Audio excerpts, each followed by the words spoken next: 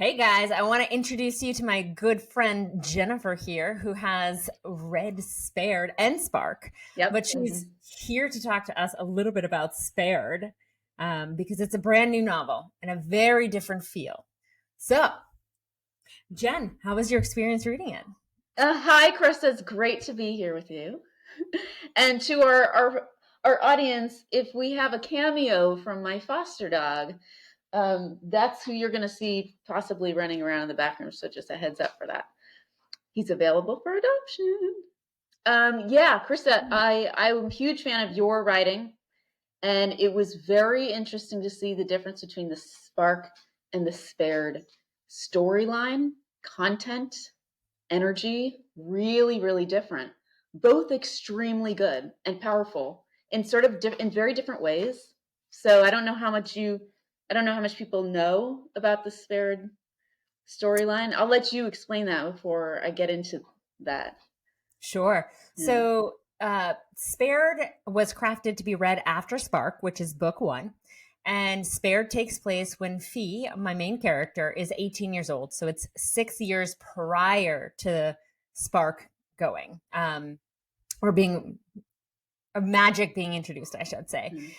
And so Fee has agreed to go undercover in a sex trafficking ring for the dismantlement of it. But there's a caveat. She can't go in as her assassin warrior Fee. She has to go in as her Lady Orphine, which is a weak, sick, timid personality Fee that she embodies in Oceanid as her ultra personality. And so she is constantly placed in some pretty intense situations where it triggers a lot for her. So kind of that overall background where the book is about taking down a sex trafficking organization, but also managing her demons while she's doing that. So there's the, that's, It's layered. yeah. It's very in a good way, it's layered. Yeah. And I'd So recommend people reading that after Spark, which right. was one thing I'm going to say, because there's cool stuff if you've read Spark you pick up on that's not overt when you're reading Spared, and if you haven't read Spark, you kind of miss out on some fun things. You know, you know what I mean? Like the little references to things that you've already known about, but it's not overtly talked about. So I definitely recommend reading it in that order. Yeah. And with that order, you're also introduced to the characters a little bit more. Exactly. Um, you know the feel a little bit. In Yeah. Spark, you get a lot more imagery. In Spared, the imagery is reduced because it's a novella, and I was already a budding on novel size, so I had to be really trim with it. In fact, I've been thinking about making a bonus epilogue for it, Ooh, um, nice. Oh, that's a just cool idea.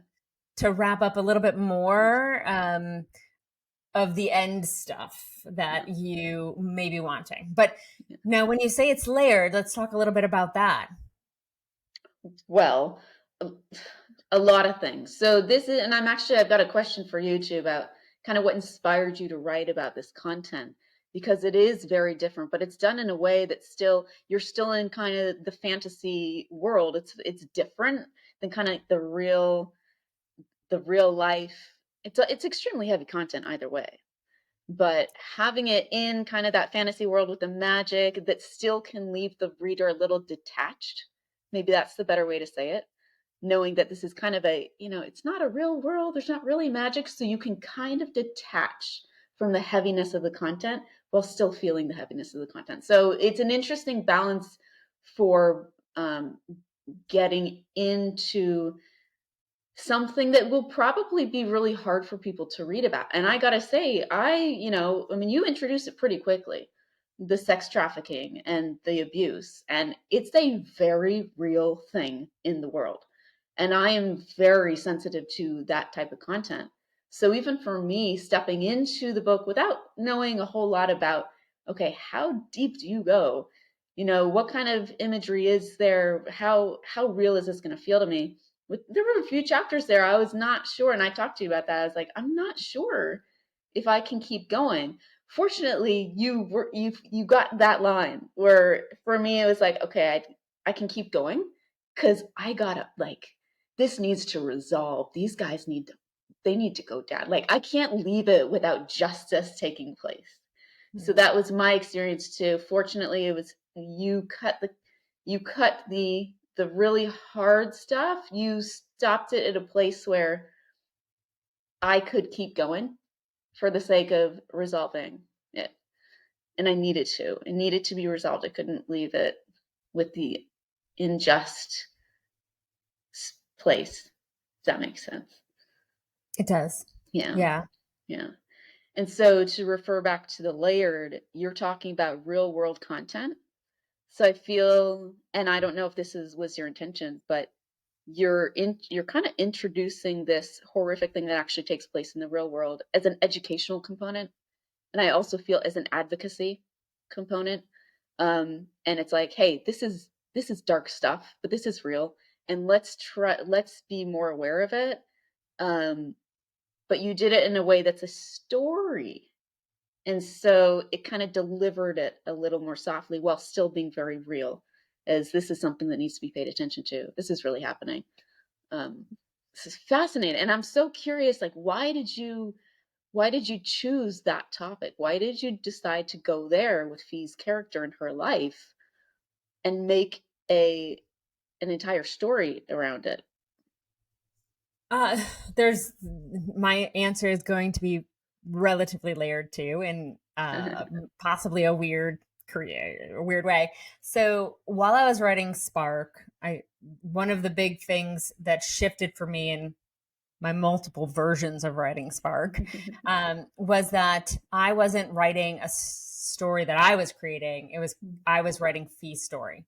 So like the ownership of the story changed, and kind of how I wrote and addressed the story for me changed, because this isn't, yes, I'm physically writing the story, but I feel as though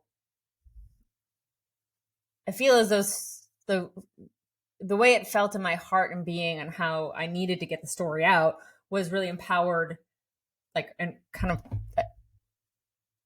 I'd almost go as far as to say, like, I was compulsive with getting it right. Like, Mm, it was nonstop. It was this like need to keep on going for it.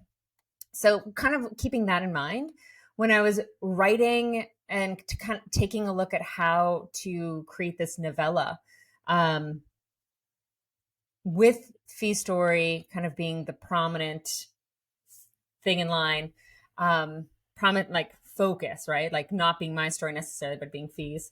I also wanted to give the audience a clearer idea. It was initially crafted to be the origin story to her and Edva. And as I pulled the fragments, and Edva, for those who don't know, is her horse. mhm, So I pulled the fragments of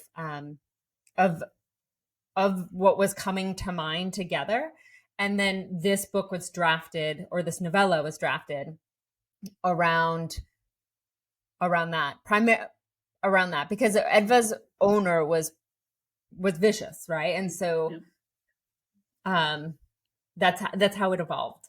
mm, But then, if you want to take another layer, my background is in mental health, mhm, and so I'm very aware of the underbelly and the struggles of what is real life to too many people. And so it's important for me in all of my work, not only Spared, but in Spark, to touch upon the issues that are dark, but that there's a light, and that there are people that bring the light to these areas to try to change them, like Fee's doing, at the same risk that Fee's doing, even though it's different, to themselves. mhm, And they are absolutely making an impact. And whether it's on one person or hundreds of people, but they're making an impact. And so I wanted to also put that light out. And then another little bit is that you get to really feel Fee. Like, at 18, she's willing to do almost anything to fight the injustices of the world. And yeah, be something different than what she was or what she was brought. Like she has a background that's traumatic, Mhm. and so it allows her to fight that trauma in the moment, as well as like take a stand Yeah. at the same time. Yeah, you do get a chance to really go deeper into Fee's own emotional trauma. Like she is younger, so she is still working on some deeper stuff that she continues to work on.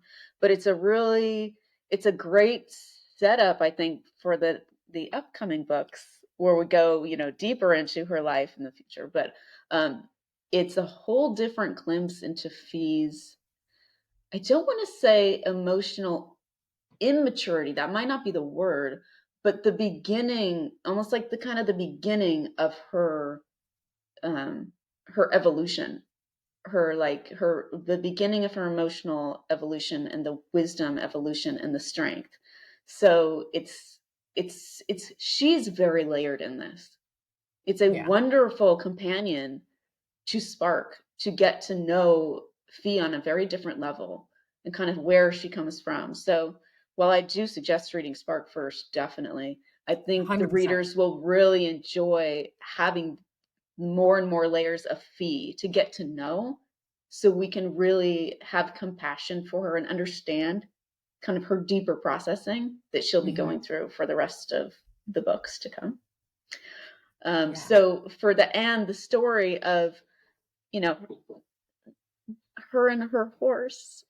That is one of and I don't want to spoil anything for anybody, but I'm saying there's a lot of light balancing the darkness in this book. So maybe that's kind of the best way to say it, kind of like reflecting on what you were saying. There is light, but there's a lot of love and light within this dark story, within Fee's own life and her relationships and the origin stories. So that was the for me personally the most heartwarming part of this, to see how their relationship even came from the trauma. And I don't want to ruin, I don't know how much to say, like I don't know how much to say, but that story is it's lightness for the heart as you're reading the stuff that's very heavy for the heart. And so it's a good balance. But I do see, like, your Krista, in your writing and your whole world, your whole life, you are an advocate for others. It is something bigger than yourself. So when you write your stories, it's bigger than your story, your imagination. It's bigger, it's for the world. So it makes sense that you would bring in these real world topics that are uncomfortable, because a lot of change happens in discomfort, right? We should be uncomfortable for the shifts. That's where it happens. we need to So be. we need to be. And so I think it's okay to put people into a place of discomfort. That being said, you do a good job with giving the warnings and heads up, folks. If you are triggered, this may not be the right story for you.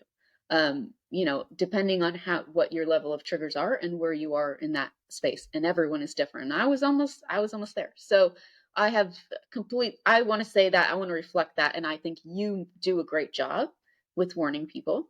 um and you never know, like, what I can't speak and say, like, this is worth pushing through, or some people's baseline is very different than mine. I am very sensitive to this stuff, and so some people might not have that same reaction. But it's beautifully written, and it's it's layered. It's a great introduction to who she is on a deeper level than we did get in Spark. So it's very complimentary and tells a lot of the great backstories too, which I think you don't get in Spark and you're curious about in Spark. And so this kind of it's the yeah it how do I say, what's the word? It quells your curiosity. Well, anyway, it resolves some of the things you're very curious about and you're wondering about and you don't get to learn about in Spark. So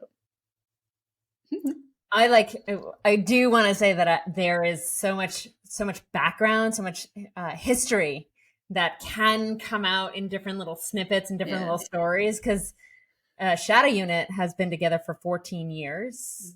Same with her and Kyra, really. So Yeah.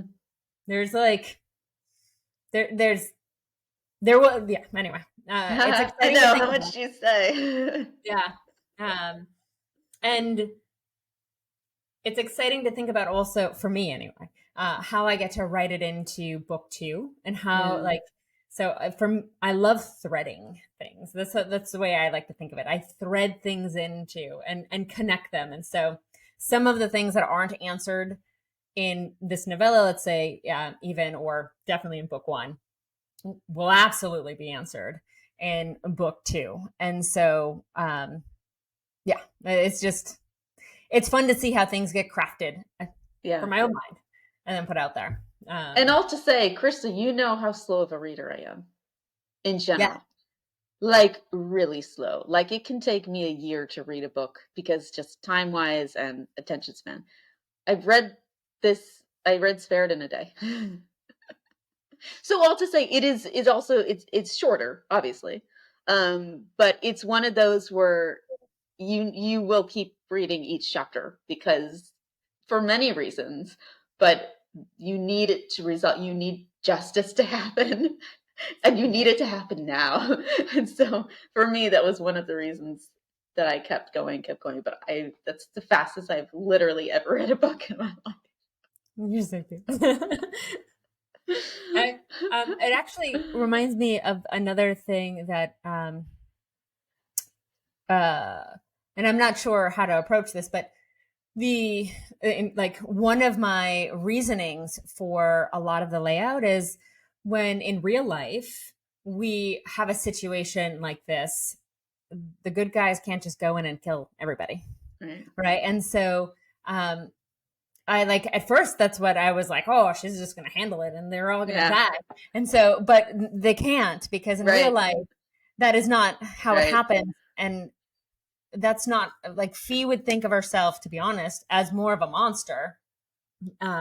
If she's going in and doing these great strokes of creating her own justice. Right. And Fee It's not a struggles with, superhero movie that because you're balancing real life, still within a world of quote unquote make believe, because there's a lot of, so it's that really interesting balance. I'm a huge Law and Order fan, and it's nice because at the end of the show, usually there's some big resolve, but again, real life, it's not always so cut and dry. And I know you and I had a conversation about that afterwards. And I said, I just wanted her to go in and, take it out, yeah. just take it down. And I talked to you about what were your reasons about doing it the way you did. And it makes so much sense. And yeah, so I understand it now. As much as you want it to just be, come on, girl. Yeah. But Yeah. it's powerful in the way that the story, the trajectory of the story is powerful the way that it unfolds. Again, And without saying too much.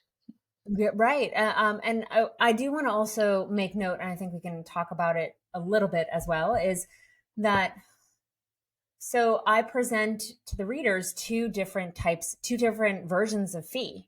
And Mm-hmm. just as a reflection on us as humans, right? We all have different versions or aspects of ourselves that we move through depending on the situation, depending on where we are in our life, whether we're trying to like eclipse an older version, but we kind of keep going back, that dance as we become the newer version of ourselves.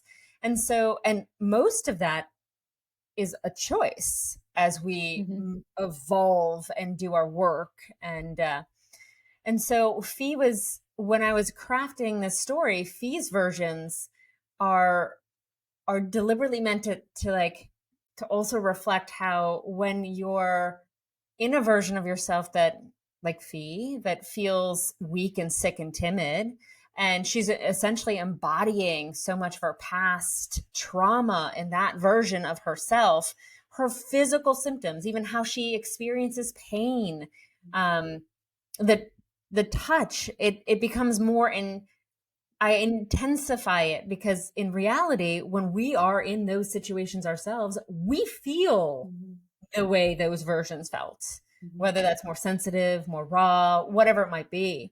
Um, but the moment she's allowed to be Fee, Yeah. her pain tolerance might change. Her overall perspective is changing, like how she's interacting, Mm-hmm. like everything Yeah. changes. And so while you read that, did you get that sensation of how like the dynamic parts of our evolution and Oh how yeah. Oh yeah, I think certainly I'm not gonna say everyone, but can relate to the having multiple different choices of what part of me is going to be expressed in this particular moment. What part of me am I going to tap into to handle this particular situation? Because it would be very different for another situation. And so that I do see reflected as a very human experience in what Fee is going through. I also thought it was fascinating that there are periods within the book, within the story, and I'm not going to say too much, where she feels she has less of the option to say which she wants to be, which part of herself she wants to be, right? And the deeper she gets into that, and of course, that's also reflective of a human experience. Who am I allowed to be in this moment? We Mhm. have this, as we age and we grow and we mature and get to know ourselves, I think we soon realize, oh, I have to ask nobody else's permission other than myself who I'm going to be in this moment. But that's not how we grow up. It's very much, what are we allowed to be? That's our story. And so it's because she's young, and so she's still learning, whose permission do I have to ask right now to be what I choose to be in this moment. It's Mhm. fascinating. Yeah. Yeah. I And can relate. awesome. Yeah. Awesome. And I think ultimately too, it gives us another perspective that a healing journey takes a long time, and it doesn't have to take a long time in the suffering state. Hmm. It just takes a long time as we create these realizations and these transitions between old versions and new versions and kind Yeah. of do that dance. Yeah. It sounds like you would recommend the book. I would. Um, Yeah. yeah. Oh, definitely. I mean, especially if you're a fan of Fee and you're following her story. I think this is, you can't not, hmm. If the subject matter is enough that, be mindful of yourself and what is okay and comfortable for you, Mhm. and follow that first and foremost. Yeah. But it is definitely a very powerful story about Fee if you're wanting to get to know her and her history better, some of and how her past is influencing her present when we go into the future books. Um, and so I think it's very important on multiple levels, but I also am going to 100% say that, is it necessary to enjoy Spark and the rest of the books and value the rest of the books? No. And so if it's not your cup of tea and you know that, you will still enjoy Spark and beyond. Like, that is obvious for me. But it's a also really valuable, I think, part of the story. Yeah. Yes. I Well then, recommend. thank you. And Jen, I am so grateful to have you on the show and, well, to introduce you It's my to pleasure.